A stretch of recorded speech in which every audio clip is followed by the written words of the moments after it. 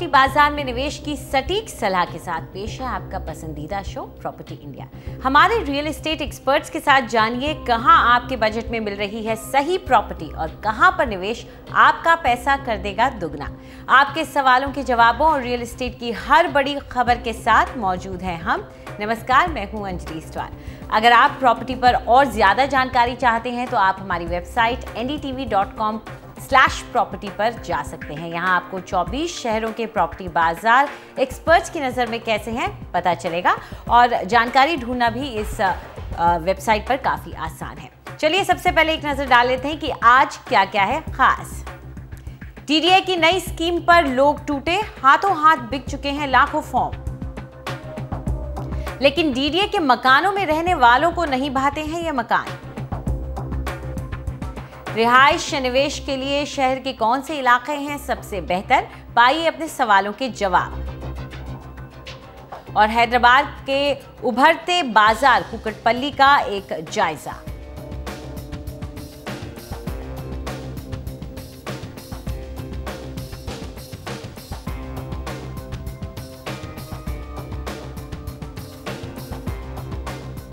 आज के शो में बात दिल्ली विकास प्राधिकरण यानी डीडीए की। डीडीए ने अपनी नई हाउसिंग स्कीम का ऐलान कर दिया तो दिल्ली वासियों ने उसके फॉर्म खरीदने के लिए लंबी कतारें लगानी शुरू कर दी। ऐसे में प्रॉपर्टी इंडिया ने ये जानने की कोशिश की कि जिन मकानों के लिए लोग इतनी बेसब्री से इंतजार कर रहे हैं आखिर वो हैं कैसे। दिल्ली की रिहाइश की समस्या का निपटारा करने का दावा करने वाला डीडीए क्या वाकई ऐसा करने का मादा रखता भी है या नहीं, ये कहानी खुद उसके अपने बनाए मकान बयां करते हैं। दूर से देखने में उत्तरी दिल्ली के मुखर्जी नगर में बने ये फ्लैट्स किसी भी प्राइवेट बिल्डर के बनाए फ्लैट से मुकाबला करते नजर आते हैं, लेकिन पास जाकर देखें तो पता चलता है कि सच्चाई कुछ और ही है। लेकिन इसके बावजूद इन्हें खरीदने वालों की कमी नहीं है। इस कॉम्प्लेक्स में कुल 336 मकान हैं, जिनमें से 224 HIG हैं यानी हाई इनकम ग्रुप और 112 मिडिल इनकम ग्रुप या MIG हैं। और इस बार की लॉन्च हुई डीडीए की हाउसिंग स्कीम के तहत ये MIG फ्लैट अलॉट किए जाएंगे। और यही वजह है कि यहाँ पर इन मकानों को देखने के लिए लगातार उत्सुक खरीदार आते रहते हैं। डीडीए का गवर्नमेंट का एक ऑर्गेनाइजेशन है, गवर्नमेंट का सपोर्ट है उसमें। डीडीए के नाम पे हमें भरोसा है और हम इसीलिए देखने आए हैं। और ये जो फ्लैट यहाँ पे हमने देखा है I-102, ये फ्लैट जो है रेट के हिसाब से इट इज़ वर्थ। हमने कई लोकेशंस और ट्राई करी हैं लेकिन कहीं पर भी अराउंड 70 में दिल्ली में कुछ नहीं है। And if it is there तो बहुत ही ऐसी लोकेशन है जहाँ पे आप जाना पसंद नहीं करेंगे। खरीदार तो बहुत है लेकिन जो यहाँ रह रहे हैं उनकी भी शिकायतें कम नहीं। पिछले 6 महीने से यहाँ गिरते प्लास्टर की मरम्मत करने के लिए ये स्कैफोल्डिंग लगी हुई है, लेकिन मरम्मत बस नाम की हुई है। मकान 2012 में अलॉट हुए और 2 साल में ही इनमें कहीं प्लास्टर के अंदर से ईंट झांक रही है तो कहीं बड़ी बड़ी दरारें नजर आ रही हैं। जगह जगह टूटे पाइप सीलन की वजह बने हुए हैं। यहाँ रहने वाले डीडीए की सुस्त चाल से परेशान हैं। यहाँ पे जो प्लास्टर है ना मोटा वाला, इसमें कोई सीमेंट तो बहुत कम लगा हुआ है, जिसकी वजह से ये कभी भी गिर सकता है। और गिरने के बाद कई बार तो गाड़ियाँ डैमेज हो गई हैं, यहाँ कई लोगों को चोट भी लगी है। और ये किसी भी टाइम जो ये बैरिकेड्स लगा के ये एक तरह से डीडीए ने अपनी स्किन को they want to protect their skin कि किसी के ऊपर ना गिर जाए, कैजुअल्टी ना हो जाए। और इस वजह से ये हर्डल और क्रिएट खड़ी कर दी, ना गाड़ियाँ निकल सकती हैं ना रास्ता रहता है गाड़ियों के लिए। हालांकि इस बार डीडीए ने अपनी हाउसिंग स्कीम में लो इनकम ग्रुप यानी कि LIG मकानों पर ज्यादा जोर दिया है, लेकिन डीडीए के पुरानी स्कीम के LIG मकानों की हालत भी कुछ अच्छी नहीं। और इस बात का अंदाजा हो जाता है जब इस कच्ची और टूटी सड़क के रास्ते रोहिणी सेक्टर 28 के बागवान अपार्टमेंट का रुख करें। दूर से देखने में ये फ्लैट भले ही खूबसूरत हो, लेकिन इनके रखरखाव की हालत उतनी ही बदसूरत है। महज 7 साल पुराने इन फ्लैट्स की दीवारों के प्लास्टर टूट कर गिर रहे हैं। सीवर और ड्रेनेज के पाइप उखड़ रहे हैं। अंदर की सड़कें भी बदहाल हैं। वैसे तो यहाँ पानी के लिए 2 बूस्टर पंप लगे हैं, लेकिन फिर भी पीने का पानी नहीं। ड्रेन पानी का दे रखा है, उसका TDS 4500 है चार्ज, जो किसी काम का नहीं, जिसकी वजह से यहाँ को लोगों को स्किन की डिसीज हो गई है। सीवर के पानी को निकालने का यहाँ ये देसी जुगाड़ है। पंप के जरिए सीवर के पानी को अपार्टमेंट के सामने वाले ग्राउंड में भरा जा रहा है, यानी बीमारियों को सीधा न्योता। डीडीए का ही पार्क है, वहाँ पानी निकलवा रहे हैं। एमसीडी वाले डेली आते हैं, कहते हैं हम चालान काटेंगे। डीडीए ने ये 830 फ्लैट 2007 में अलॉट किए थे, लेकिन बदहाली के चलते अभी भी करीब 300 फ्लैट खाली हैं, जिनमें कुछ इस बार आवंटित होने हैं। खाली पड़े फ्लैट्स की हालत यह है कि अगर आपको ये फ्लैट मिले भी तो उनकी मरम्मत में लाखों रुपए खर्च करने होंगे। यही नई हाउसिंग स्कीम लॉन्च होने के 20 दिन बाद डीडीए ने इन खस्ताहाल फ्लैट्स के दाम 19 लाख से बढ़ाकर 23 लाख कर दिए। हालांकि फ्लैट्स के नाम पर यहाँ टूटे दरवाजे और दरकती दीवारें ही मौजूद हैं। डीडीए का तर्क है कि फ्लैट्स के दाम गलती से कम प्रिंट हो गए और फ्लैट्स की मरम्मत की जाएगी। डीडीए हाउसिंग स्कीम के तहत 25,000 फ्लैट्स का ड्रॉ निकलना है। शायद फ्लैट्स की खस्ता हालत और दूरी की वजह से डीडीए हाउसिंग स्कीम में लोगों की दिलचस्पी कम हुई है। डीडीए के मुताबिक इस हाउसिंग स्कीम में 14 लाख फॉर्म बिके, लेकिन जमा महज 25,000 हुए। 10 सितंबर तक रोजाना 1 लाख फॉर्म बिक रहे थे, फिर भी नई स्कीम पर टूटे पड़े हैं, क्योंकि उन्हें लग रहा है कि ये प्राइवेट बिल्डर्स के मुकाबले सस्ते का सौदा है। लेकिन सवाल ये उठता है, इन मकानों को खरीदने वाले क्या वाकई लो इनकम ग्रुप वाले होते हैं या फिर वो लोग जो सस्ता मकान खरीदकर बड़ा मुनाफा कमाना चाहते हैं। ऐसे में क्या अब डीडीए के लिए रिहाइश को लेकर अपनी नीतियों में बदलाव करने का वक्त आ गया है? नई दिल्ली से मुकेश सिंह सेंगर और रवीश रंजन शुक्ला के साथ अंजलि इस्तेवाल, एनडीटीवी।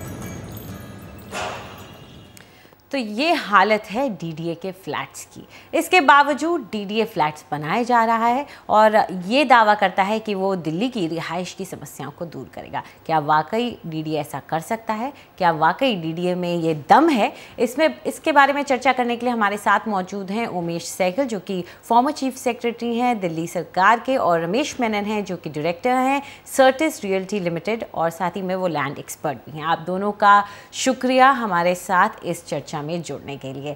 तो शुरुआत आपसे करते हैं सहगल साहब, आपको क्या लगता है, आप जो इस स्टोरी में हमने जो मकानों का हाल देखा उसके बाद तो लगता है कि जो ये मकान जब अलॉट होंगे तो इसमें ही इतना खर्चा आ जाएगा कि जितनी आप कीमत देंगे शायद उसका आधा आपको फिर से खर्च करना पड़ेगा। लेकिन क्या फिर भी लोग वहाँ जाते हैं इसे मुनाफे का सौदा, फ़ायदे का सौदा समझ के? क्या आप क्या समझते हैं कि ये दिल्ली वासियों की मजबूरी है या एक उनकी चॉइस है और सोच समझ के ही करते हैं वो? ये दिल्ली वासियों की मजबूरी है, कोई दूसरी ऑप्शन नहीं है। बिल्डर्स को लैंड दी नहीं जाती, कोऑपरेटिव सोसाइटीज़ को पहले दी जाती थी ग्रुप हाउसिंग के लिए, वो इन्होंने बंद कर दिया। अब कोई तरीका ही नहीं है, या तो आप रीसेल में लीजिए या जो बिल्डर्स ने प्लॉट्स लेके फ्लोर्स डेवलप किए हुए वो लीजिए, और कोई थर्ड ऑप्शन ये है नहीं, ये मजबूरी है। एक तो सबसे पहले तो इनको बहुत साल से ये डिबेट चल रही है कि डीडीए को कंस्ट्रक्शन में होना चाहिए कि नहीं। ये डेवलपमेंट अथॉरिटी है, प्लानिंग अथॉरिटी है, क्या एक प्लानिंग अथॉरिटी को कंस्ट्रक्शन ऑफ हाउसेज में आना चाहिए कि नहीं? अब क्योंकि इतना स्टाफ बढ़ गया है तो वो कहते हैं ना मैन नीड्स में, वो हो गया है कि एक नीड हो गई है इनकी कि इनको मैन को बिज़ी रखने के लिए इनको कुछ काम देना है, काम देने के लिए इनको हाउसिंग दे देते हैं। दूसरा इशू ये है कि अब देखिए कंस्ट्रक्शन इनकी सस्ती है महंगी है मैं ये कह नहीं सकता हूँ प्राइवेट सेक्टर से, मगर इनको ज़मीन बहुत इन्होंने पुरानी ली हुई है और बस सस्ते रेटों में ली हुई है। तो जो ज़मीन की प्राइसिंग करते हैं और जो आज मेन कॉस्ट है फ्लैट का या मकान का, वो प्राइस ऑफ लैंड है, ना कि price of construction on top. तो क्योंकि लैंड ये थोड़ी सस्ती करके उसको प्राइस कर देते हैं, इसलिए अपने फ्लैट्स इनके सस्ते बिक रहे होते हैं। तो ज़्यादातर लोग इसलिए लेते हैं कि अच्छी इन्वेस्टमेंट है। अगर आपने ले लिया उसके बाद सब चलता है। ये तो है नहीं कि लीगली आप ट्रांसफ़र नहीं कर सकते, तो आप ट्रांसफ़र ही नहीं कर सकते, तो ट्रांसफ़र कर देते हैं। लोग कहते हैं चलो 5-7 लाख रुपया बन जाएगा। तो सारे हिंदुस्तान से आप समझिए लाखों लोग दिल्ली में सेटल होना चाहते हैं क्या? अगर इतने लाखों लोग यहाँ सेटल हो जाए बाहर से आके, तो अब दिल्ली का क्या हाल होगा? तो ज़्यादातर ये इन्वेस्टर्स आए हुए हैं इसमें, और उनको कोई फ़र्क नहीं पड़ता कि इसकी 3 साल बाद क्या हालत होगी घर की, क्योंकि 3 साल बाद उन्होंने यहाँ होना ही नहीं। यही मैं जानना चाहती थी रमेश, आपको क्या लगता है अगर LIG मकान पे इन्होंने कहा हम जोर देंगे, स्टूडियो अपार्टमेंट बनाएंगे, लेकिन जो LIG का जो मार्केट होता है उसमें मुनाफा भी बहुत कमाते हैं लोग, क्या वाकई में वो गरीब आदमी जाके LIG में रह रहा है या उसे इन्वेस्टर्स ही खरीदते रहते हैं? देखिए, आपकी स्टोरी में ही आपने दर्शा दिया कि काफ़ी वैकेंसी रेट है। 100 में से शायद 40 से 50 मकान खाली पड़े हैं आज भी, जो पिछले अलॉटमेंट के हैं 2010 वाले। तो दो चीज़ें हैं जो सहगल साहब ने कहा, उनसे मैं इत्तेफाक रखता हूँ। Cost of land, construction, approval और फिर जो मुनाफा होता है। और अगर आप इसको प्राइवेट सेक्टर के साथ कंपेयर करें तो डीडीए के मकान कुछ खासा सस्ते नहीं हैं। वो प्राइवेट सेक्टर के मकानों के बराबर ही बेच रहे हैं। आज वही इसी स्पेसिफिकेशन के मकान, चाहे नोएडा हो, गुड़गांव हो, सोनीपत हो, वो डीडीए के भाव या शायद 2-4% कम में भी मिलते हैं। डीडीए की सबसे बड़ी दिक्कत ये रही है क्योंकि उनकी अकाउंटेबिलिटी नहीं है। उनसे सवाल कोई नहीं पूछता है कि साहब आपने ये डिलीवरी जो 4 साल में होनी थी, ये 10 साल में क्यों हुई, पहली बात। दूसरा, जो डेवलपमेंट वहाँ करें जहाँ नेटवर्क हो ट्रांसपोर्टेशन का, जहाँ सर्विसेज हो, जहाँ पानी हो, बिजली हो, वो दूर दराज के इलाके में। नरेला में आज से 10 साल पहले डीडीए ने मकान बनाने और अलॉट करने शुरू कर दिए थे। वहाँ ना सर्विसेज हैं, ना ट्रांसपोर्टेशन है और ना कोई रोज़गार के लिए कोई वहाँ पे कोई इंडस्ट्रियल या इकोनॉमिक एक्टिविटी पर से कोई है नहीं वहाँ पे।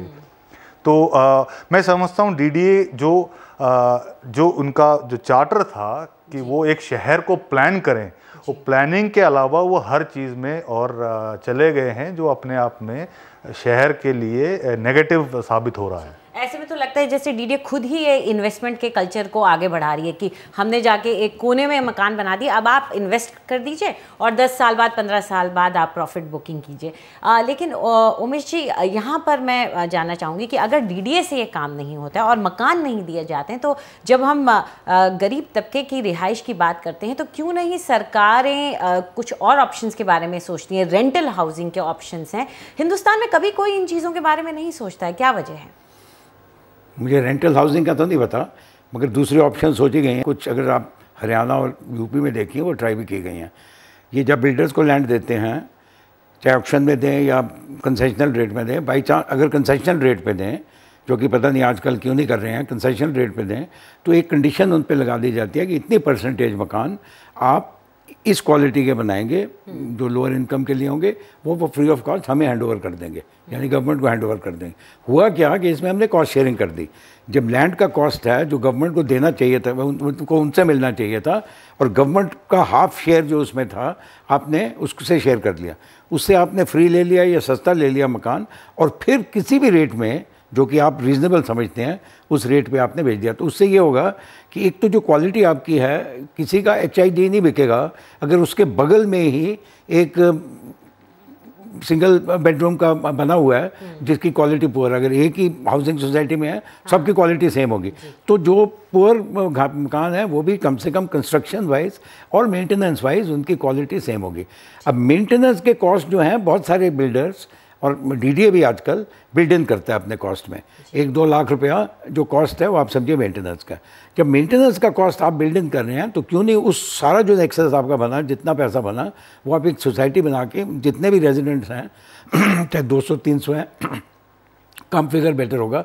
अब ये सारा जो आपका कॉर्पस है उनके हवाले कर दीजिए, उसमें से जितना इंटरेस्ट आ रहा है आप कहिए आप अपने आप इस सोसाइटी के मेंटेनेंस करिए, वो बहुत बेटर रहेगा। इससे अलावा कि डीडी अपनी एक आर्मी ऑफ इंजीनियर्स मेंटेन करे और रखिए, और देखिए इस टाइप की मेंटेनेंस जो कि आप देख रहे हैं, इस टाइप की मेंटेनेंस। और ये आर्मी ऑफ इंजीनियर्स में भी पता नहीं कितने सच्चे हैं कितने नकली, ये पता नहीं, क्योंकि अभी बायोमेट्रिक सिस्टम में पता चल रहा है कि काफ़ी उनके बोगस एम्प्लॉयज़ ही हैं। तो रमेश, डीडीए से तो बड़ी नाउमीदी सी होती जा रही है, लेकिन आपको क्या लगता है कि दिल्ली की फिर रिहाइश की समस्या का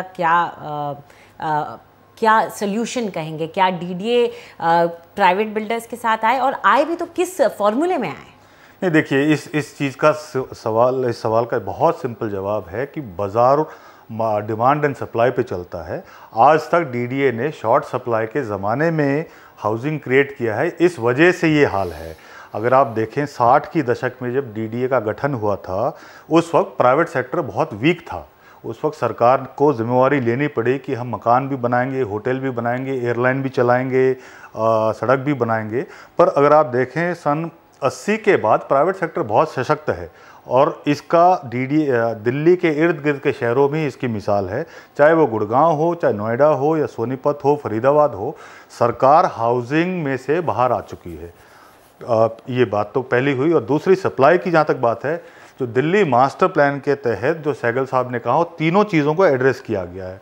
हमारे पास तकरीबन 65,000 एकड़ प्राइवेट सेक्टर के पास ऑलरेडी है, जो लैंड पूलिंग पॉलिसी के तहत वो हाउसिंग डेवलपमेंट के लिए लेके आएंगे। अब वो प्राइवेट सेक्टर को आप केवल लाइसेंसिंग और ईज ऑफ बिजनेस, ताकि वो अपने वो सप्लाई क्रिएट कर सकें। अगर यकायक 2, 3, 4 लाख मकान बनने लग जाएं at various stages of production, तो कीमतें भी कम होंगी और सप्लाई भी आपके अनुरूप, चाहे 1 बेडरूम हो, 2 हो या बड़े विलाज एंड फार्म हाउसेस हो।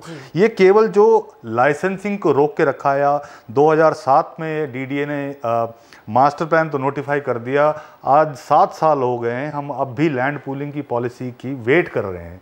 तो ये ऐसा है कि प्राइवेट सेक्टर ने करोड़ों रुपए के निवेश से ज़मीनें इकट्ठी कर रखी हैं कि डीडीए हमें अलाउ करें तो वो यकायक ही 2-4 लाख मकान बना सकें। और फिर बायर के पास ये चॉइस रहता है कि उसको डीडीए के ये डिलैपिडेटेड टूटे फूटे मकान लेने हैं या नहीं जी। और डीडीए के मकान कोई सस्ते नहीं है। 70 लाख रुपए में अगर आप डीडीए के फ्लैट अलॉट कर सकते हैं तो उससे बेहतरीन क्वालिटी प्राइवेट सेक्टर अगर अच्छे कैश फ्लो पे बना भी सकती है और बेच भी सकती है जी। उमेश जी, क्या यहाँ पे मैं आपसे थोड़ा संक्षिप्त में जानना चाहूँगी, क्या डीडीए अपनी तरफ से प्राइवेट सेक्टर को रोक करके दिल्ली के बाजार में कंट्रोल करके बाहर रखने की कोशिश कर रहा है क्या? कोई डाउट है क्या? इसमें कोई डाउट नहीं है। ये पिछले 50 साल से कंटिन्यूस पॉलिसी रही है कि किसी तरीके से प्राइवेट सेक्टर को बाहर रखो। अब एक टाइम था जबकि पॉलिटिकल फिलॉसफी भी यही थी, तो इसलिए ये चलता था। जब से पॉलिटिकल फिलॉसफी चेंज हुई है, अब ना इधर है ना उधर है। अब सिचुएशन ये हुई है कि अब ये ठीक है, इन्होंने 20,000 मकान बना दिए। मैं देख रहा हूँ कि इमरजेंसी के टाइम से डिक्लेयर हो रहा है हर साल के 1 लाख मकान बनाएंगे। मैं तो कहता हूँ टोटल इनके अभी तक 1.5 लाख मकान नहीं बने। अगर ये देखिए इनकी अपनी कंस्ट्रक्शन, बट टोटल दिल्ली में आप मकान देखिए, चाहे प्राइवेट हाउसिंग सोसाइटीज़ ने बनाए हैं या ग्रुप हाउसिंग सोसाइटीज़ ने बनाए हैं या दूसरे तरीके से बने हैं, तो कम से कम 10 लाख 12 लाख मकान यहाँ बने हैं। तो 8.5-9 लाख मकान शुरू के 20-30 साल में जब रेफ्यूजीज़ की प्रॉब्लम थी और एक अर्जेंट प्रॉब्लम गवर्नमेंट के सामने थी, तो ये पंजाबी बाग, ग्रीन पार्क, ये सारी कॉलोनीज़, फर्स्ट क्लास कॉलोनीज़ जो कि आज मॉडल्स मानी जाती हैं बाकी कॉलोनीज़ के लिए, ये डेवलप हुई और ये सब प्राइवेट सेक्टर ने की। ठीक है, वो प्राइवेट सेक्टर वो नहीं था डीएलएफ टाइप का प्राइवेट सेक्टर, वो डिफरेंट टाइप का प्राइवेट सेक्टर था। अब तो इनको एक मिक्स करना चाहिए। एक तो गुड़गांव वाली, हरियाणा वाली पॉलिसी है जो कि रोज़ सुप्रीम कोर्ट या हाई कोर्ट में जाके, यानी सॉरी यूपी वाली, जिसमें रोज़ कोई ना कोई ऑर्डर आ जाता है ये लैंड एक्विजिशन कैंसिल कर दो, ये कर दो। वो भी अब बहुत मुश्किल हो गया। लैंड एक्विजिशन एक्ट भी नया आ गया, लैंड भी अब बहुत कॉस्टली है जो आप एक्वायर करते हैं। एक चीज़, अब लैंड पूलिंग पॉलिसी कहना आसान, इसको इम्प्लीमेंट करना मुश्किल। अब लैंड पूल कर देंगे, मेरे पास 2 एकड़ है, मैं कहूँगा जी मुझे मैं कहूँगा जी 1 एकड़ आपको गवर्नमेंट को सरेंडर करना है। आप कौन सा एकड़ सरेंडर करेंगे? आप वो एकड़ सरेंडर करेंगे जिस एकड़ की कोई वैल्यू नहीं है। मुझे अपनी नहीं, 1 मिनट में इसको पूरा कर दूँ। मुझे अपनी सुएज लाइन्स बनानी है, मुझे अपनी पावर लाइन्स बनानी है, मुझे अपनी ट्रंक रोड्स बनानी है। मुझे इसका 1 एकड़ थोड़ी चाहिए, मुझे किसी और के 2 एकड़ चाहिए, तो इसका एकड़ किसी और को दिया जाएगा। तो ये चीज़ प्राइवेट सेक्टर को भी दिल्ली में एडजस्ट करनी पड़ेगी अगर लैंड पूलिंग पॉलिसी सक्सेसफुल होनी है। जी बिल्कुल। तो काफ़ी दिक्कतें हैं आपकी बात सुन करके, तो ऐसा लगता है कि जैसे दिल्ली में जो रिहाइश और जो हाउसिंग की प्रॉब्लम है वो डीडीए से तो अभी सुलझती नहीं लगती है। और जो बात निजी बिल्डरों की आती है, तो जाहिर तौर पर अगर आप किसी भी निजी कॉलोनी की गली में चले जाएं, वहाँ के मकानों में जो जिस तेज़ी से रीडेवलपमेंट हुआ है और मकान बन खड़े हुए हैं, तो आखिर डीडीए से क्यों नहीं होता जब छोटे छोटे प्राइवेट बिल्डर वो काम कर दिखाते हैं। ये देख करके अचंभा होता है। आप दोनों स्टूडियो में आए और इस चर्चा का हिस्सा बने, इसके लिए बहुत बहुत शुक्रिया आपका। फिलहाल वक्त है एक छोटे से ब्रेक का, लेकिन उसके बाद प्रॉपर्टी खरीदने और बेचने की आपकी सारी उलझनें हम सुलझाएंगे, आपके सवालों के जवाब देंगे, बताएंगे कि गुड़गांव और कोलकाता जैसे शहरों में कहाँ है कौन सी प्रॉपर्टी हॉट।